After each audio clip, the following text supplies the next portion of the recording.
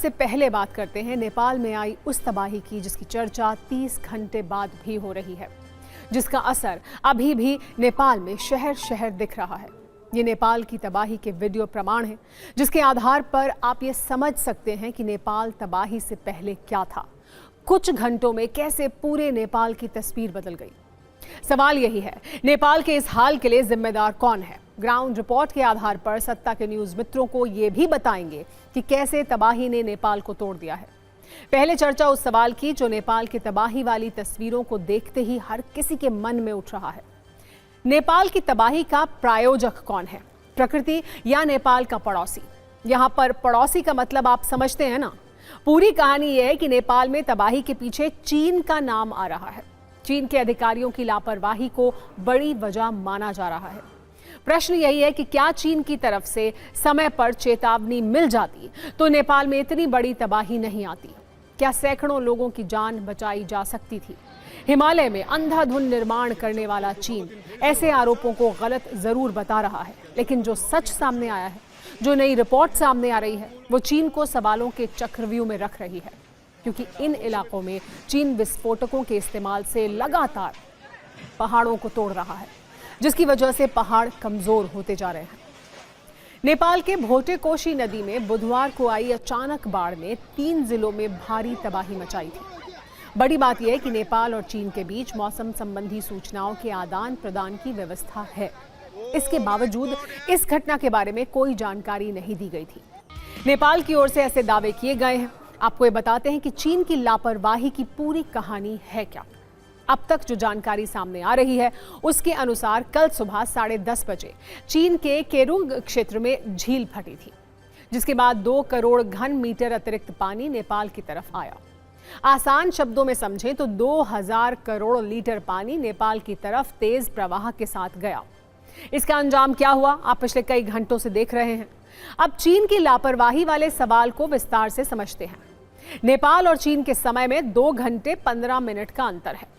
नेपाल के समय के अनुसार सुबह 8:15 बजे आपदा आई थी, लेकिन चीन के अधिकारियों ने तुरंत इसकी जानकारी नेपाल को नहीं दी। दावा है कि चीन ने आपदा की जानकारी 45 मिनट की देरी से साझा की। चीन ने सीमा पार आपदा प्रबंधन प्रोटोकॉल के तहत समय रहते नेपाल की जल विज्ञान एजेंसी को तुरंत अलर्ट जारी नहीं किया। अगर वक्त पर जानकारी मिलती तो नेपाल अलर्ट होता, नदी किनारे से लोगों को निकाला जा सकता था। मतलब ये कि काफी लोगों की जान बचाई जा सकती थी। अचानक इतना ज्यादा नुकसान नहीं होता। ऐसे आरोपों पर चीन की अपनी दलीलें हैं, सफाई भी है। इसके बारे में भी आपको जानना चाहिए। चीन की ओर से कहा गया है कि जानकारी न देने के आरोप गलत हैं। चीन ने कोई जानकारी नहीं छिपाई है। चीन की तरफ से यह भी कहा गया है कि जो भी हुआ है वो दुर्भाग्यपूर्ण है। चीन ने नेपाल को हर संभव मदद का भरोसा भी दिया है। जानकारी में देरी से कैसे नेपाल बर्बाद हो सकता है, इसे आप वहां की भौगोलिक स्थिति से भी समझिए। नेपाल में ईस्टर्न हिमालय और सेंट्रल हिमालय का कुछ हिस्सा है। ये तिब्बत में भी फैला हुआ है। वहां 7 से 8,000 मीटर ऊंचे पहाड़ हैं, बहुत सारी नदियां हैं। जलवायु परिवर्तन के कारण भी ग्लेशियर्स काफी तेजी से पिघल रहे हैं। इसके कारण भी पहाड़ काफी कमजोर हो रहे हैं। अगर ये चीन की लापरवाही है तो वो कितना बड़ा धोखा है, कितनी बड़ी साजिश है, नेपाल के साथ कितना बड़ा विश्वासघात है। आप TV9 भारतवर्ष की ग्राउंड रिपोर्ट से जानिए कैसे कुछ ही घंटे में नेपाल की स्थिति कितनी खराब हो चुकी है, कैसे गुलजार शहर समतल हो चुके हैं या फिर वहां सिर्फ और सिर्फ मलबा बचा है। आप सामने देखिए, ये पूरा का पूरा इलाका जब आप दिखेगा आपको, ये उससे आप अंदाजा लगा सकते हैं कि कितना नुकसान हुआ होगा। और ये जहां यहां से रसुआ की दूरी तकरीबन 50 किलोमीटर के आसपास है और रसुआ से हम 50 किलोमीटर नीचे हैं। रसुआ भौगोलिक रूप से जब आप रसुआ को जानेंगे तो वो ऊपर है, बिल्कुल चीन बॉर्डर के पास है, चीन तिब्बत बॉर्डर के पास है, लेकिन हम नीचे त्रिशूली ढुंगे बाजार में है। और इस बाजार की जो स्थिति है उसे देखकर ये अंदाजा लगाया जा सकता है, ये बहुत सहज तरीके से जाना जा सकता है कि वहाँ किस तरीके की तस्वीर होगी, वहाँ का किस तरीके का माहौल होगा। अभी से मैं देख रहा हूँ तब से लगातार आप देखेंगे कि ऊपर राहत और बचाव का कार्य जो है वो सेना के हेलीकॉप्टर से किया जा रहा है। रसुआ लगातार ये हेलीकॉप्टर से लोग चले जा रहे हैं, सेना के जवान चले जा रहे हैं। ये जितना आपको स्पेस दिख रहा होगा, ये जो खाली स्थान है इस पर में कल कल सुबह 9:30-10 बजे तक यहाँ मकान था, लेकिन अभी बिल्कुल आपको ऐसा दिख रहा होगा कि ये मैदान है, कुछ भी नहीं बचा, ना तो गाड़ी, ना तो घर, ना तो लोग। और ऐसा जो मंजर बता रहे हैं नवराज जी, वो कह रहे हैं कि लगातार लोगों को उन्होंने बहते हुए देखा है और उसके बाद जब यहाँ एक तरीके से हाहाकार मचा, लोगों को लगा कि अब वो नहीं बच पाएंगे, तो वो धीरे धीरे करके यहाँ से भागना शुरू करते हैं और अपनी जान किसी तरीके से बचा पाते हैं। म यहाँबाट सब वहाँदेखि मान्छेलाई बोलाउँदै बोलाउँदै बोलाउँदै गयो, उता सबै आओ आओ भाग भाग भाग भनेर उताबाट त खोलो आयो, ल निस्का निस्का भनेर सब धेरै मान्छे। ये कितने बजे हुआ? 9 बजे मेरो श्रीमान र म सबलाई बोलाउँदै गए। तो जिस समय में ये हुआ, जिस समय में ये तबाही आई, उस समय इस बाजार में कितने लोग रहे होंगे? कितने सब सब थियो, सबै गए। अनि यो त्रिशुली बजार एकदम ठुलो क्राउडेड एरिया, यो क्राउडेड प्लेस हो। यो त्यो बजार देख्नु भएको छ, त्यो चाहिँ एकदम क्राउडेड प्लेस। त्यो चाहिँ त्रिशुली सानैदेखि त्रिशुली बजारको नाममा परिचित थियो। अब त्यसपछि यो ढुङ्गे बजार, यो पनि क्राउडेडै थियो। यो पनि एकदम जनसङ्ख्या धेरै भएको, यहाँदेखि विदुरसम्मको सङ्ख्या। अनि हाम्रो त्यहाँ माथि जति चाहिँ क्षति भएको छ, त्रिशुली बजारका त्यहाँका धेरै पनि क्षति भएको छ। लगभग त्यहाँ 40-50 हजार जनाको चाहिँ बस्ती थियो, त्यहाँ जनसङ्ख्या त्यति थियो।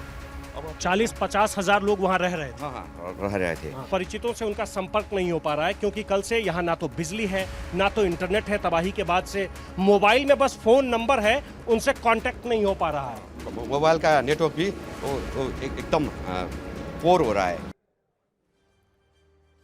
नेपाल की ओर से ये आशंका जताई गई कि चीनी हिस्से में बनी जियोलॉजिकल डिजास्टर डैम के ढहने की वजह से बाढ़ आई। वैसे चीन की लापरवाही की 5 वजहें बताई जा रही हैं, जो हाल के घटनाक्रम पर आधारित हैं। पहली बड़ी वजह यह है कि कव्या चीन ने भोटे काशी का प्राकृतिक प्रवाह बदला था। इसकी कहानी यह है कि अप्रैल में नेपाल ने चीन से भोटे कोशी किनारे बन रही सेफ्टी वॉल का काम रोकने का अनुरोध किया था। नेपाल को यह डर था कि निर्माण से नदी का प्राकृतिक मार्ग प्रभावित हो सकता है, लेकिन ऐसा हुआ नहीं, इसलिए सवाल पूछे जा रहे हैं। दूसरी वजह यह है कि क्या तिब्बत में तेज निर्माण ने प्राकृतिक जल निकासी बदल दी है। तिब्बत में सड़कें, पुल, सीमा सुविधाएं, बिजली परियोजनाएं और रिटेनिंग ब्लॉक्स तेजी से बने हैं। बाढ़ का तत्कालीन कारण बर्फ चट्टान का ढहना और मलबे का बहाव बताया जा रहा है। ऐसे में सवाल यह भी है कि क्या निर्माण कार्यों ने पानी और मलबे के प्राकृतिक रास्तों को संकरा मोड़ दिया, जो इतनी बड़ी तबाही की वजह बना। अगला सवाल यह है कि क्या तिब्बत का इंफ्रास्ट्रक्चर मॉडल आपदा जोखिम बढ़ा रहा है। तिब्बत में हिमालय वाले एरिया पर तेज विकास हो रहा है, लेकिन यही क्षेत्र ग्लेशियर, लैंडस्लाइड, GLOF और भूकंप के लिहाज से बहुत संवेदनशील है। विकास की रफ्तार क्या इकोसिस्टम की क्षमता से आगे निकल रही है। इस बाढ़ में चीनी हिस्से का गेरोंग क्षेत्र और वहां का इंफ्रास्ट्रक्चर भी प्रभावित हुआ है। एक अहम बात यह भी है कि तिब्बत से निकलने वाली नदियों पर चीन की ओर से बनाए गए बुनियादी ढांचों और बांधों पर बदलाव का डेटा शेयर नहीं किया जाता है। चीन अक्सर पड़ोसी देशों के साथ पारदर्शिता से साझा नहीं करता है ये तमाम इंफॉर्मेशन। चीन की गोपनीयता और निगरानी की कमी को लेकर भी शी जिनपिंग प्रशासन को जिम्मेदार ठहराया जा रहा है। आपको TV9 भारतवर्ष की वो ग्राउंड रिपोर्ट दिखाते हैं जिसमें दूसरी मंजिल तक मलबा है, जहां तिब्बत वाली तबाही के बाद घर खंडहर बन चुके हैं, दुकान, बाजार, सब कुछ बर्बाद हो चुका है।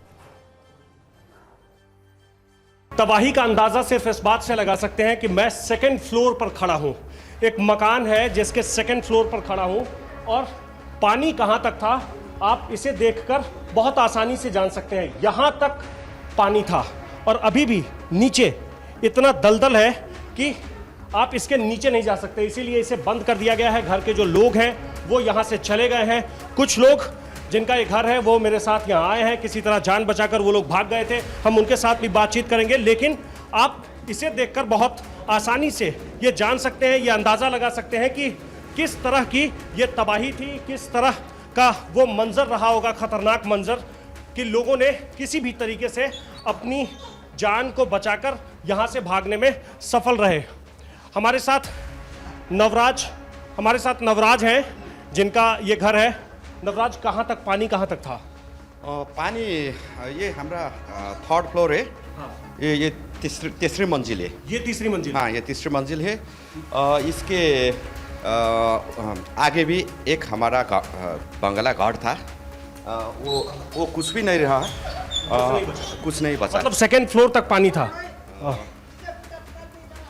ये second मैं floor आपको देखिए। उस घर में ले जाकर आपको दिखाता हूँ कि किस तरीके।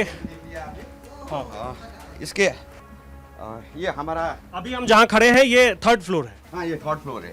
ये थर्ड फ्लोर है। ये भी हमारा घर है, आप देख सकते हैं। ये दुकान के अंदर जो कुछ भी सामान था वो सब कुछ नहीं रहा, कुछ भी नहीं रहा। कुछ भी नहीं रहा। वो घर आपने यहाँ से भी अंदाजा लगा सकते हैं, वो पूर्ण रूप से क्षति हो गया है। ये घर हमारा है। ये घर टूट गया और इसके इस हिस्से में भी। मनीष इधर कैमरा दिखाइए, ये वाला हिस्सा भी पूरा टूट गया। हाँ, सबै वहाँ नीचे देखि उतरदेखि सबै गए। ये आपके रिश्तेदार का घर था? यो रिश्तेदार का थे, ये हमारा। वो लोग तो बच गए, भाग गए थे। वो लोग सब बच गए। तिब्बत के पहाड़ों में आखिर ऐसा क्या हुआ जिसने कुछ ही घंटों में भीषण तबाही मचाई?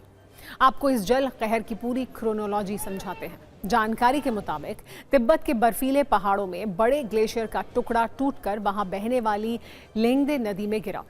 17,000 फीट की ऊंचाई पर ग्लेशियर का 2,000 फीट चौड़ा टुकड़ा अचानक गिरा। ग्लेशियर से गिरे भारी भरकम मलबे, बर्फ और पत्थरों ने लेंगदे नदी का बहाव रोक दिया।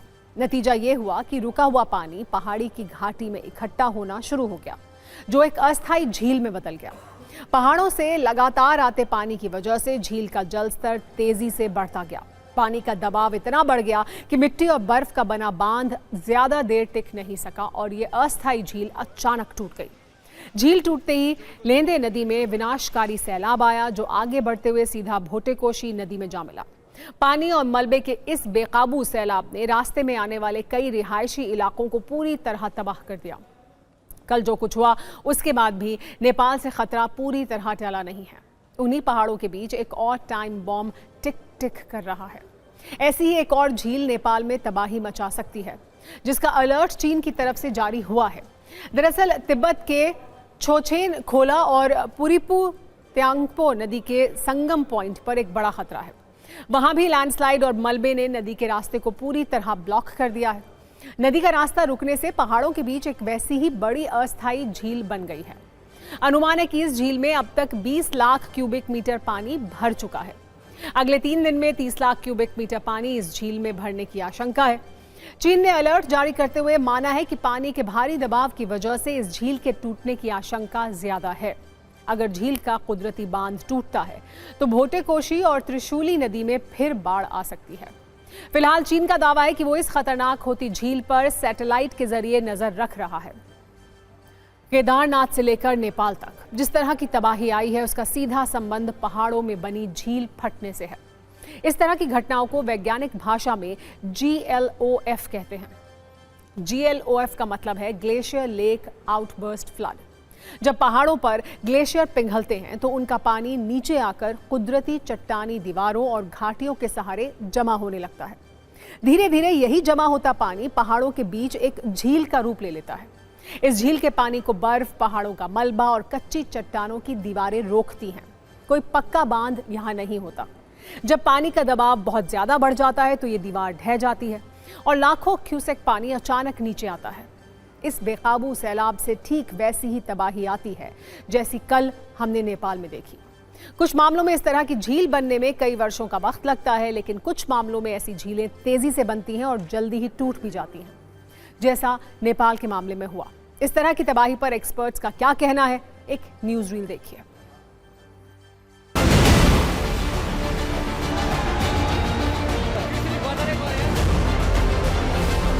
जो मटेरियल ग्लेशियर ने पीछे छोड़ा हुआ है उस मटेरियल में सिस्टम क्या हो रहा है कि वो मटेरियल लूज अनकंसोलिडेटेड है और ग्लेशियर्स के अंदर होने की वजह से, पानी होने की वजह से सैचुरेटेड है। अब उसमें हल्की ड्रॉपलेट पानी की पड़ रही है, पानी थोड़ा बहुत बरस रहा है उसके ऊपर, तो वो नीचे की ओर ग्रेविटी के साथ नीचे की ओर फिसल के नीचे की तरफ जा रहा है, जिसकी वजह से क्या हो रहा है कि वो अब जो वैली होती है ग्लेशियर में वो नैरो वैली होती है। नैरो वैली होने की वजह से वो कहीं डैम और पॉन्ड्स बनाना शुरू कर दे रहा है और वो पॉन्ड जब उसमें पानी ज़्यादा भर जा रहा है तो वो बाद में ब्रीच कर जा रहा है, जिसकी वजह से ऐसी संभावना हिमालयन रीजन में बेसिकली जो नेपाल में हुआ वो लगभग मुझे लगता है कि ऑलमोस्ट सेम ऐसी घटना है। एवलांच हुआ वहाँ पर और बर्फ के बड़ा हिस्सा जो था वो उसके गिरने से नदी का जो प्रवाह था वो रुक गया और उससे एक उसे कहते हैं अस्थायी झील बन गई वहां पर, और जिसके टूटने से जो बाढ़ का कारण बनी और जो हैवी और तेज फ्लो हुआ। नेपाल में आई तबाही से अब तक 350 से ज्यादा लोगों की मौत हो चुकी है।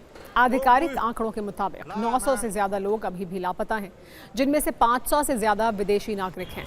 भारतीय विदेश मंत्रालय के मुताबिक भारत के 288 लोग लापता हैं। इसके अलावा 53 यूक्रेनी, 51 मलेशियाई और 65 अमेरिकी नागरिक भी लापता बताए जा रहे हैं। ऑस्ट्रेलिया के 35 और यूके के 33 नागरिकों से भी संपर्क नहीं हो पाया है।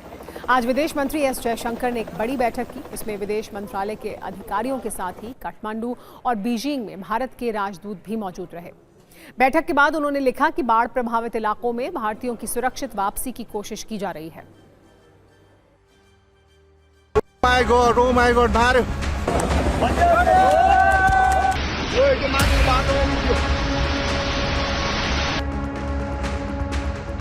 अभी तक कॉल कर रहे हैं, मैसेज कर रहे हैं, कोई रिप्लाई नहीं आ रहा है, नहीं वहाँ और भी किसी से कांटेक्ट नहीं हो पा रहा है।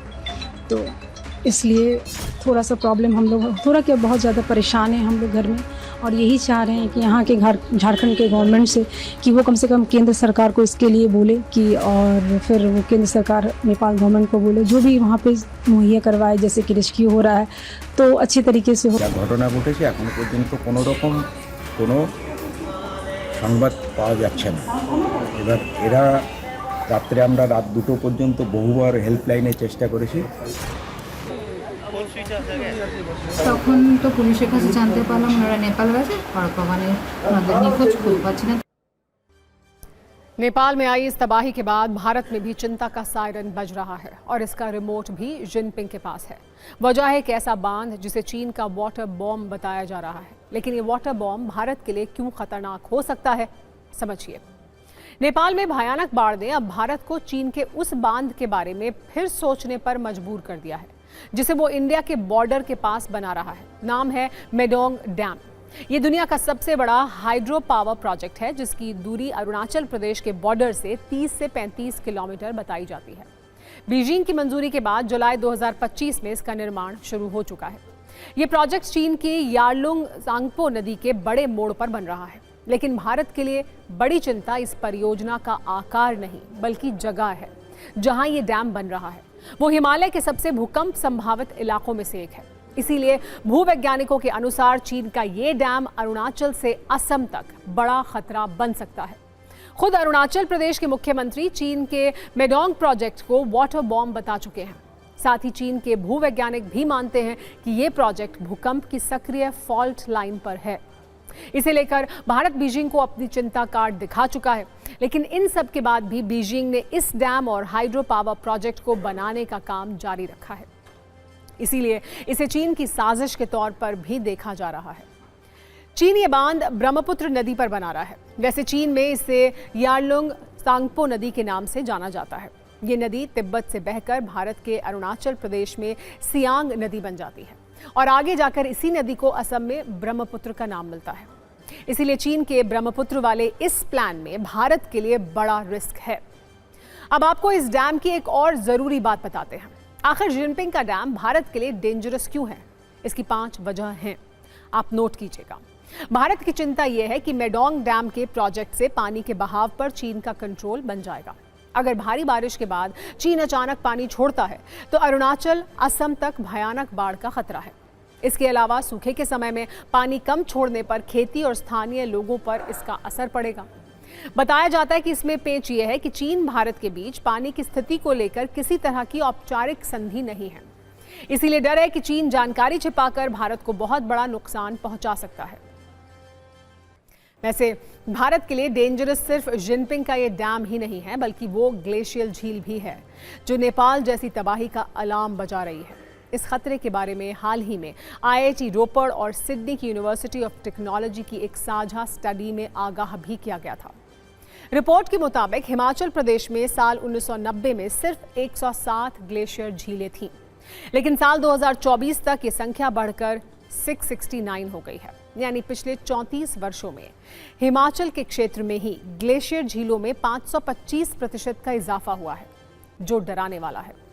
IIT रोपड़ और सिडनी की यूनिवर्सिटी ऑफ टेक्नोलॉजी की स्टडी में यह भी बताया गया था कि 669 में से कितनी झील भारत में ऐसी भयानक तबाही ला सकती हैं जैसी नेपाल में हुई है।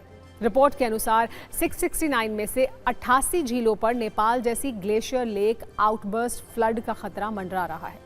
इनमें 9 झीलों को बहुत ज्यादा खतरनाक कैटेगरी में रखा गया है, जबकि 18 को ज्यादा खतरनाक और 26 को मध्यम खतरनाक की श्रेणी में बताया गया है। इस खतरे को लेकर एक्सपर्ट क्या कह रहे हैं, उसे भी सुनना चाहिए। प्राकृतिक घटनाओं का बहुत जो आप परमानेंट सॉल्यूशन नहीं कर सकते, क्योंकि लैंडस्लाइड है, फ्लैश फ्लड है, ये सब चीज़ें होती रहेगी और जब से हिमालय बना होगा तब से हो रही होगी ये सब चीज़ें।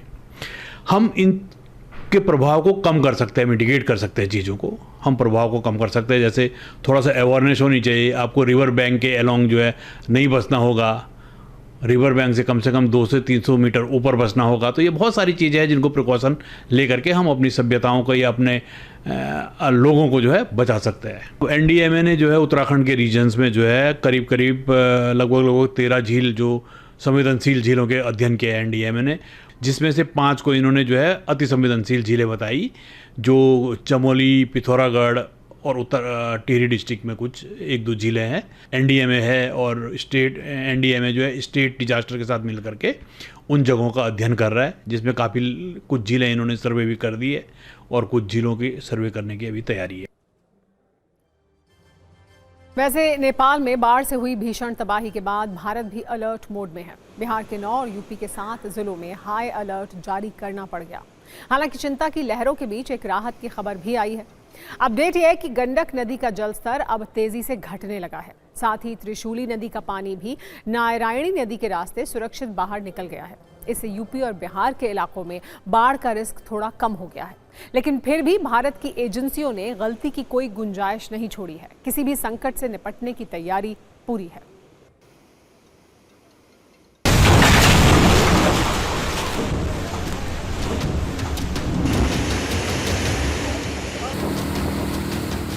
स्टेट गवर्नमेंट ने ऑलरेडी इसको रिव्यू कर लिया सिचुएशन बिहार और यूपी गवर्नमेंट में, और जो बिहार में गंडक नदी का जिस जिले से प्रवाह है उसमें एडिशनल डिप्लॉयमेंट कर दी गई है। NDRF की आज के दिन 2 एडिशनल डिप्लॉयमेंट की गई। टोटल 9 टीम्स बिहार में प्रेजेंट है फील्ड में रिस्पॉन्ड करने के लिए, और कुशीनगर जिला जो यूपी का अफेक्टेड होता है वहाँ पर एक टीम ऑलरेडी डाइवर्ट कर दिया गया है। हमारी पूरी टीम यहाँ पर रात भर जो है निगरानी करती रही है, और जिले में भी जो हमारे सारे जो अधिकारीगण हैं वो भी मुस्तैद रहे हैं, और पूरी तरह से हम लोग इस पर नज़र बनाए हुए हैं। फिलहाल कोई मतलब जो जनपद में बाढ़ आने का खतरा नहीं है।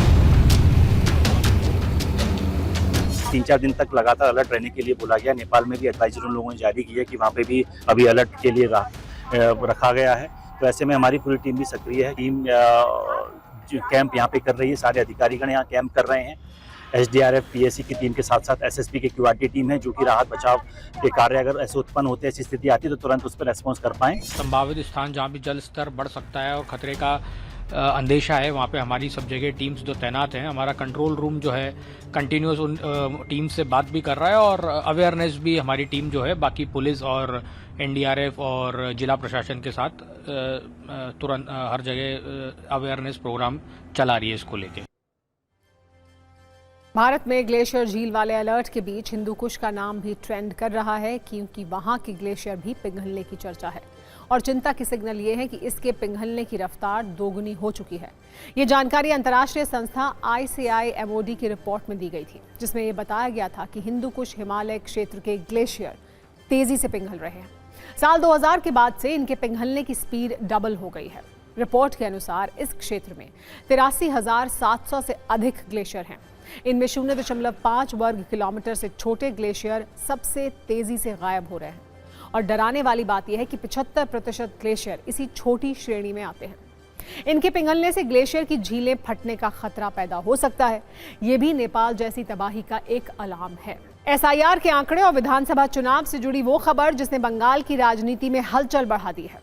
एक RTI के जवाब में चुनाव आयोग ने जो डेटा जारी किया, उसने वोटर लिस्ट के शुद्धिकरण पर बड़ा सवाल खड़ा कर दिया है। मालदा दक्षिण लोकसभा सीट से कांग्रेस सांसद ईशा खान चौधरी ने RTI के जरिए चुनाव आयोग से जानकारी मांगी थी। जवाब में चुनाव आयोग ने जो आंकड़े दिए, उसे उन्होंने बंगाल की जनता के नाम रिलीज कर दिया। RTI से मिले जवाब के मुताबिक चुनाव आयोग ने बताया कि एसआईआर ट्राइब्यूनल में 38 लाख से ज्यादा अपील दायर की गई। इनमें करीब 83,000 का निपटारा हुआ। निपटाई गई अपील में 75,000 से ज्यादा लोगों को वोटर लिस्ट में शामिल करने का आदेश दिया गया, जबकि करीब 7,000 काटे गए नाम सही पाए गए। यानी अब तक जितने मामलों में फैसला हुआ उनमें 91% से ज्यादा अपील वोटरों के पक्ष में गई। अगर कुछ शहरों के आंकड़े देखें तो अकेले मालदा में 5 लाख से ज्यादा अपील की गई। अब तक लगभग 1500 का निपटारा हुआ और सारे नाम वोटर लिस्ट में जोड़ने का आदेश दिया गया। इसी तरह नॉर्थ 24 परगना में 3.5 लाख से ज्यादा अपील फाइल की गई। इनमें 277 पर फैसला हुआ और सारे नाम वहां भी सही पाए गए। सबसे ज्यादा नाम दक्षिण 24 परगना में जोड़े गए। वहां 3 लाख से ज्यादा अपील की गई। अब तक 20,000 से ज्यादा नाम जोड़े गए और सिर्फ 24 नाम हटाने का आदेश दिया गया। इसका मतलब अपील की प्रक्रिया के जरिए बड़ी संख्या में लोगों को अपना पक्ष रखने और दोबारा सूची में शामिल होने का मौका मिला। इन्हीं आंकड़ों को आधार बनाकर कांग्रेस सांसद ईशा खान चौधरी ये सवाल उठा रही हैं कि सही वोटरों के नाम काटना गंभीर मुद्दा है। उन्होंने आरोप लगाया कि इतनी संख्या में नागरिकों को उनके वोट देने के अधिकार से वंचित कर दिया गया। खैर, बंगाल में एसआईआर में अनियमितताओं का मसला सुप्रीम कोर्ट में भी चल रहा है। आरटीआई से मिले ये आंकड़े सर्वोच्च अदालत में भी पेश किए गए, जिसके बाद बेंच ने चुनाव आयोग से विस्तृत जानकारी मांगी है। प्रश्नों की पूरी सूची आपके सामने है। सुप्रीम कोर्ट ने चुनाव आयोग से पूछा, ट्राइब्यूनल में कुल कितनी अपीलें लंबित हैं? कितनी अपीलें वोटर लिस्ट से बाहर किए गए लोगों ने दाखिल की हैं? कितनी अपीलें किसी व्यक्ति को वोटर लिस्ट में शामिल किए जाने के खिलाफ हैं? अब तक कितनी अपीलों का फैसला हुआ है? कितने मामलों में अपील स्वीकार की गई है और वोटर लिस्ट में बदलाव किया गया है? क्या इन मामलों के लिए अतिरिक्त ट्राइब्यूनल की जरूरत है? अपील के ज्यादा जल्द निपटारे के लिए क्या कदम उठाए गए हैं? सुप्रीम कोर्ट ने कहा कि सभी अपीलों पर कम से कम 2029 में होने वाले संसदीय चुनावों से पहले फैसला हो जाना चाहिए। कोर्ट ने यह भी संकेत दिया कि आंकड़े देखने के बाद जरूरत पड़ने पर कुछ मामलों को प्राथमिकता देने के निर्देश दिए जा सकते हैं। सीजेआई सूर्यकांत समेत 3 जजों की बेंच उन याचिकाओं पर सुनवाई कर रही थी जिनमें एसआईआर अपीलेट ट्राइब्यूनल के सामने अपीलों के निपटारे की प्रक्रिया को बेहतर और तेज करने के उपाय मांगे गए थे। इन मामलों पर हमने कांग्रेस सांसद और आरटीआई के जरिए चुनाव आयोग से जानकारी मांगने वाली ईशा खान चौधरी से भी बात की। सुनिए उन्होंने क्या कहा। 91% वोटर्स वेस्ट बंगाल में, अगर ये फिगर ठीक रहा, एवरेज रहा, 90% का अभाव वोटर्स को वोट करने नहीं दिया। उन लोग इंडियन सिटीजन है, दे आर वैलिड वोटर्स, उन लोग को वोट करने नहीं दिया। ये कैसे बात है? ये तो एक स्कैम है, ये कंडो है। कौन जवाब देगा इसका? ये क्या राज्य सरकार जवाब देगा? चुपचाप है बीजेपी सरकार जो नया सरकार आया है। केंद्र सरकार जवाब दे, केंद्र सरकार कुछ ख्याल भी नहीं करता है बंगाल सिटीजन्स के लिए। अभी हाई कोर्ट हमने केस डाला 2 महीना आगे, अभी हाई कोर्ट बोल रहे हैं आपको सुप्रीम कोर्ट जाने को, तो लास्ट जगह है सुप्रीम कोर्ट, तो हम सुप्रीम कोर्ट के पास अपील कर रहे हैं। पश्चिम बंगाल में एसआईआर और चुनाव नतीजों पर इसके असर से जुड़े दावों को लेकर भी सुप्रीम कोर्ट ने अहम सवाल उठाया है। सीजेआई समेत 3 जजों की बेंच ने पूछा कि क्या सुप्रीम कोर्ट नए चुनाव कराने का आदेश दे सकती है, खासकर तब जब कई सीटों पर हटाए गए वोटरों की संख्या जीत के अंतर से ज्यादा होने का दावा है। टीएमसी सांसद कल्याण बैनर्जी ने अपनी याचिका में बंगाल के 31 विधानसभा क्षेत्रों का ब्यौरा दिया है, जहां बीजेपी उम्मीदवारों की जीत का अंतर एसआईआर के दौरान हटाए गए वोटरों की संख्या से कम होने का दावा है। अब अगली खबर की तरफ बढ़ते हैं, जो उत्तर प्रदेश से है, जहां कल शाम एक सिंगर की हत्या कर दी गई। इस हत्या के करीब 24 घंटे बीत चुके हैं। पुलिस अब तक अपराधी तक नहीं पहुंच पाई है, लेकिन राजनीति इस हत्या के नफे और नुकसान तक पहुंच चुकी है। मामला यह है कि कल शाम का जब उत्तर प्रदेश के शामली में हरियाणवी सिंगर अंकित बालियान की गोली मार दी गई। बताया जा रहा है कि करीब 20 राउंड फायरिंग की गई, जिसमें अंकित बालियान के सिर में गोली लगी और उसकी मौत हो गई। यह हत्या जिसने की वो तो गिरफ्तार नहीं हुआ है, लेकिन जिसने कराई उसने हत्या की जिम्मेदारी ले ली है। इस पूरे हत्याकांड में 2 एंगल हैं। एक है गैंग वॉर का एंगल और दूसरा है सियासी वॉर का एंगल। पहले सियासी वॉर की बात करते हैं। इस हत्याकांड पर समाजवादी पार्टी के राष्ट्रीय अध्यक्ष अखिलेश यादव ने सवाल उठाए हैं। उन्होंने कहा कि यूपी में कानून व्यवस्था की स्थिति को खराब बताया है और इसे राजनीतिक एंगल भी दिया है। उन्होंने सोशल मीडिया पर लिखा, जाट समाज ने हमलावरों की गिरफ्तारी को लेकर सड़क पर ही अपनी मांग बुलंद की है। यूपी का समस्त जाट समुदाय इसे अपने ऊपर प्रहार मानकर आक्रोशित है। अंकित बालियान जाट समुदाय से था। पश्चिमी यूपी के जिस इलाके में अंकित की हत्या हुई वो भी जाट बाहुल क्षेत्र है। कुछ दिन पहले अखिलेश यादव के एक बयान से जाट समुदाय के नाराज होने की बात कही जा रही थी। ऐसे में अखिलेश यादव ने इस हत्या के बाद योगी सरकार पर हमला कर दिया, जिसे राजनीति के हिसाब से बिल्कुल ऑन टाइम कह सकते हैं। इस मामले में बीजेपी और आरएलडी दोनों दल काफी सक्रिय दिखे। बीजेपी नेता संजीव बालियान अंकित बालियान के घर पहुंचे, उनके परिवार से मुलाकात की। आरएलडी अध्यक्ष जयंत चौधरी ने अंकित के परिवार से बात की और न्याय दिलाने का वादा किया।